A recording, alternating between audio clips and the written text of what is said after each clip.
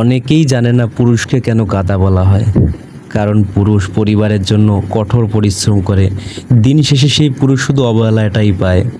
কেউ বোঝার চেষ্টা করে না একজন পুরুষের মনের কষ্ট। একজন পুরুষ অবহেলা পেয়ে নষ্ট হয়ে যায়, তবু তার খবর রাখে না কেউ। পুরুষ কাঁদতে পারে না, তাই হয়তো কেউ জানে না পুরুষের অন্তরে কি ব্যথা। পুরুষ শুধু সবার প্রয়োজন হয়, ভালোবাসার মানুষ নয়। প্রয়োজনে সবাই পুরুষকে ব্যবহার করে, কিন্তু অন্তর দিয়ে কেউ ভালোবাসে না।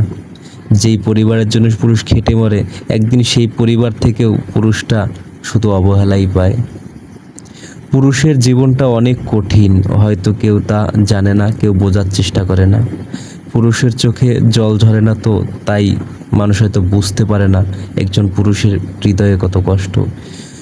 পুরুষের চোখের জল চোখের কোনা বেয়ে পড়ে যায়, কিন্তু বৃষ্টির মতো ঝরে না, তাই হয়তো কেউ দেখতে পায় না।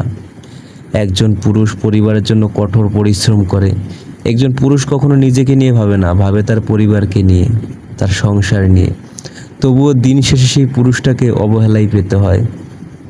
পুরুষকে সবাই শুধু প্রয়োজনেই